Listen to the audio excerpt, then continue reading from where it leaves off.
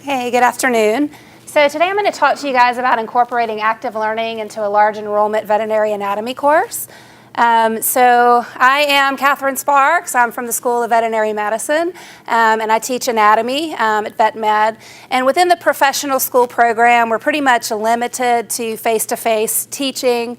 But with that, I did want to try to explore more ways to incorporate resources, online resources for learning into my face-to-face course. But kind of what initiated my interest in taking the Global Campus Online Essentials course was that I started thinking about development of anatomy pre-course. So the thing is, which I think is very interesting, is that our students don't have a prerequisite for anatomy before they come into the veterinary curriculum. So they hop in there thinking, that they're going to take that on, and it's completely overwhelming. It's a different language, it's a huge volume of material, coupled with all of the other courses that they're taking. And so I thought it would be kind of cool to look into developing a pre-course in anatomy online. So I'm new at this. I jumped into the Global Campus Online Essentials course just to kind of learn a little bit about online teaching.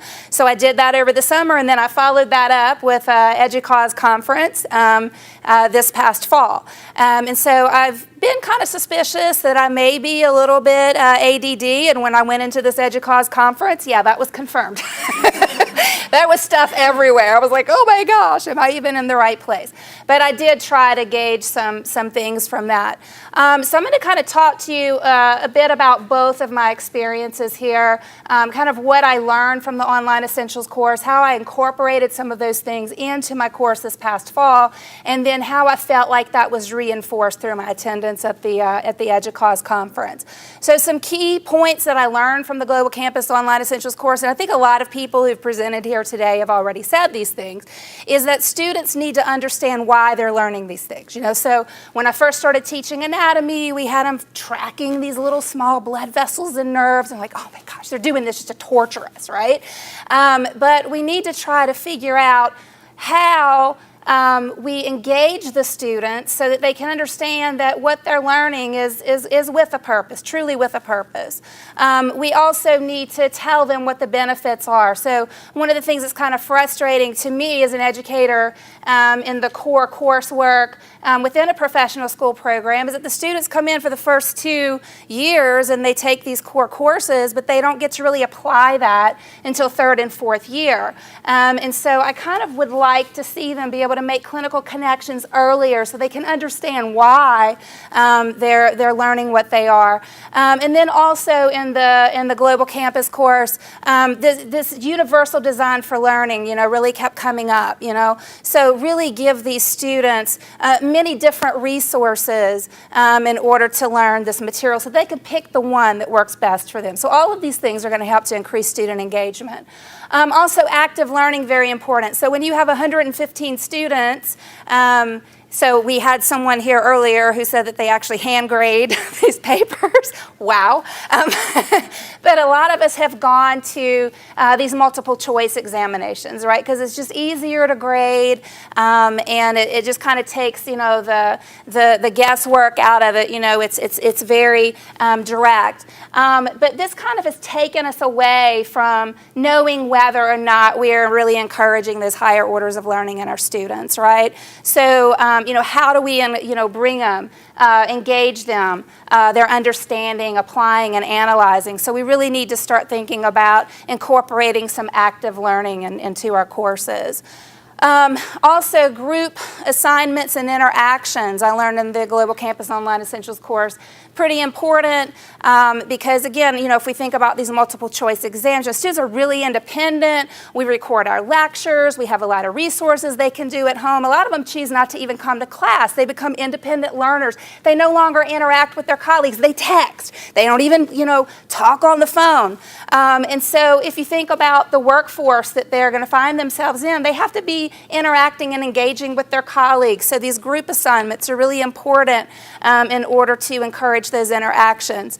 And then finally, and I think, again, you know, a lot of the presentations today, we're talking about Canvas and our learning management system. Knowing the capabilities of that is very important. And that's another thing that was kind of stressed in the Online Essentials course, because a lot of instructors, you know, they kind of see it as a place to kind of store their content and have students go in and you know, get the content, but don't really, you know, explore what their capabilities are within that learning management system. So that's kind of important. And then finally, kind of this final point to kind of, you know, go along with that, I guess we're kind of more into the Generation Z now, but I guess kind of the tail end of the millennials. But how many of you guys have heard about the 8-year-old boy who watched videos on YouTube to learn how to drive so he could bring him and his 4-year-old sister to McDonald's? Okay, so this is the type of students that we're going to be educating, right? They're going online at 8 years old, watching videos and then learning how to drive from that, right? So how are these types of students going to feel about the traditional classroom? So a lot of teachers who are still kind of, you know, not wanting to get out of that comfort zone really need to start thinking about that, okay? So how exactly did I work to incorporate more active learning into this large enrollment anatomy course? So I did something where I had small group breakout sessions, and then also, so that was face-to-face, but I also had some group assignments that I set up online. And so with the small group breakout sessions, I had 10 of those during the 15-week semester, where each of these activities was facilitated by an instructor. This allowed for vertical curricular integration because I was able to collaborate with the clinical faculty. So in the 3rd and 4th year of the curriculum, hey, come in and facilitate one of these sessions with my students. Let them understand why what they're learning now in this core course is going to matter later. So I think that was really helpful. And also by having the group breakout sessions, I'm lucky with my course because I have a lab component. And, you know, a lot of times we think about incorporating active learning, we're like, that's going to be at the sacrifice of our lecture time, right? And that really bothered me. But I know that I could do this because during lab we have 4 students dissecting on a cadaver. And if you think about it, how many students can really dissect on that cadaver at a time? So we can split those 4 students and have 2 of them go to active learning while the other 2 continue to dissect. And then after about an hour, swap them. So that's how I work that in. And then with the group assignments online, I compared pairs of, or combined pairs of dissecting teams. So this was a total of 8 students. So this was 14 groups that were working in their group areas in Canvas. And I designed these assignments that required the students to self-reflect, to make clinical connections, and to participate in group discussions. But very important to understand with all of these assignments, it's very important to give them an overview document. This is the purpose. Here are the very direct, you know, specific instructions, and this is how you're going to be assessed. So another thing that I did to incorporate active learning is I used PowerPoint to create some interactive images. So here's our traditional textbook labeled image, okay? This is how students have been learning anatomy. Boring, right? You're looking at the image, it's flat, you're having to learn all of these things on there.